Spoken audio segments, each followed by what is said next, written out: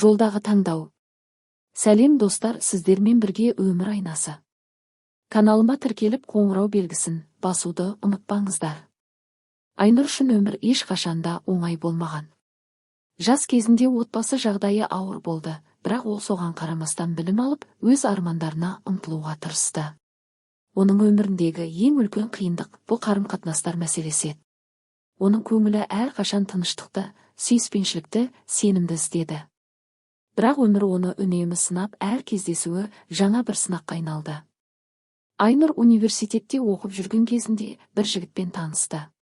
Оның есімі Арман еді. Арман өте сүйкімді, өзін сенімді ұстайтын.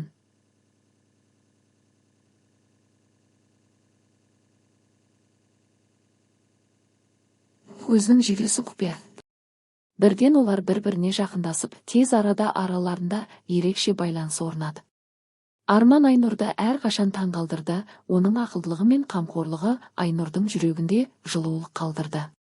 Бірақ уақыт өте келе, Айнұрдың жүрегінде бір күдік пайда болды. Арман оның қоңырауларына көп жауап бермейтін, кейде оны күтпеген жерден жоғалтып кететін. Айнұр ешқашан оның қандай да бір құпиялары бар деп ойламаған еді, бірақ арада бірнеше ай өткен соң, оның өміріндегі бір нәрсені сезіне бастады. Күндердің бір күнде Айнұр Арманмен кездесу үшін кешке шықты. Ол кездесуге барғанда Арман оның алдына бір бөтен қызбен келді. Айнұр таңданған күйде сол сәтте тоқтап қалды, бірақ Арман ештеңе түсіндірмей, жай ғана қызға қарап күлімсіреп тұрды. «Сен кімсің?» деп сұрады Айнұр, қатты таңырқап. «Бұл менің құрбым, біз бірге жұмыс істеп жүрміз. Сенімен кездесу туралы ұмытып кеттім, кешірім сұраймын» деп жауап берді Арман. Айнұрдың жүрегі сол сәтте қатты ауырды. Ол ешқашан Арманнан мұндай жауап күтпеген еді. Оның ішкі дүниесі алданғанын сезді. Бұл жағдай оған шынайы сенімнің қаншалықты маңызды екенін түсіндірді. Ол өзінің ішкі күдігін елемеуге тырысты, бірақ сол сәтте оның сезімдері білінді. Кейін бірнеше күн өткен соң Айнұр Арманмен кездесу өткізді. Олар үлкен саябақта отырғанда Айнұр оның көздеріне қарап, жай ғана сұрады. «Арман, сен шынымен мені сүйесің бе?» Арман басын төмен түсіріп, үнсіз қалды. Ол Айнұрдың сұрағын жауапсыз қалдырды. Осыдан кейін Айнұр оның не үшін үнсіз тұрғанын түсініп, оны қолынан ұстап былай деді. «Мен сені бұрыннан түсініп сүйіп едім, бірақ сенің әрқашан күдіктеніп жүргенің мені қатты сындырады. Егер мен сенің өміріңе толықтай сенімді болмасам, онда біз не үшін бірге болуымыз керек?»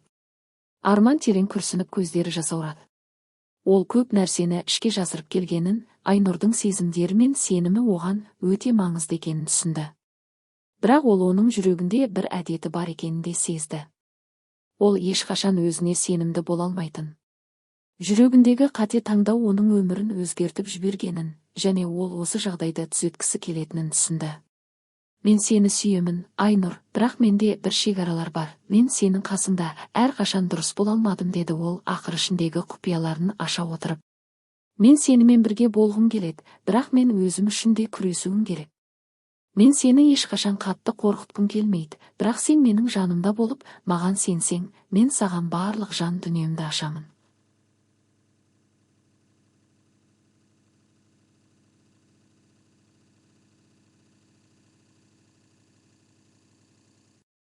Айнұр біршама уақыт үнсіз қалды. Ол ұзақ ойланып, өзі үшін ең маңызды шешімді қабылдады. Ол өзінің ішкі сезімдерін тыңдай отырып, ең алдымен өзіне жауап беру керектігін түсінді. «Арман, мен сені сүйемін, бірақ менің жүрегімде сенім мен махаббат бірінші орын алады. Біз бірге бола алмаймыз, егер сен өзіңді өзгертуге дайын болмасаң». Бұл шешімді мен ұзақ ойландым. Арман тыныш ғана басын изеді. Ол осы сөздердің ауыртпалығын түсінді. Ол екеуінің де жолы бөлек екенін түсінді, бірақ оның жүрегінде Айнұрдың орны мәңгілік болары сөзсіз еді. Айнұр өз шешімін қабылдап, қаладағы өміріне қайта оралуға бел буды. Ол бұл оқиғадан кейін өзіне деген сенімділік пен махаббатты қайтаруға тырысты. Ол тек өзіне ғана сенімді болып, шынайы бақытқа жетуге шешім қабылдады. Өзінің ішкі сезімдерін тыңдап, болашаққа сеніммен қарап, өзінің жеке өмірін құру жолында жүрді. Қаншалықты қиын болса да, Айнұр тек жүрегін тыңдай отырып, өз өмірін қайта жазды. Ол тек өзінің өмірінде ғана емес, басқа да адамдардың өмірінде де шынайы махаббаттың болуы мүмкін екенін түсінді. Бұл әңгімеде екі адамның арасындағы сенім, ішкі күрес және шынайы махаббаттың маңызы жайлы айтылды. Өмірде қиын таңдаулар мен сындар көп, бірақ ең бастысы өзімізді, өз сезімдерімізді түсініп әрқашан шынайы болу.